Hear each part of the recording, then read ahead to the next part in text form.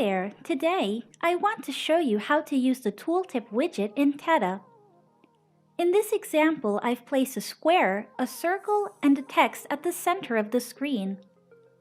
Now, thanks to tooltip, we will have the chance to make a text appear under these elements. The text can also say whatever we want it to. It's very simple. Let's now place our tooltip widget right before the widget in which we'd like our message to appear. As you can see, the settings give us the chance to insert a text. In this case, let's write square for our first element, circle for the second one, and finally text for the third one. Let's now hit play.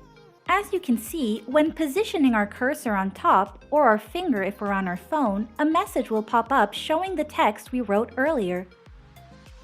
If you want to see other Teta tutorials, don't hesitate to visit our YouTube channel. See you next time!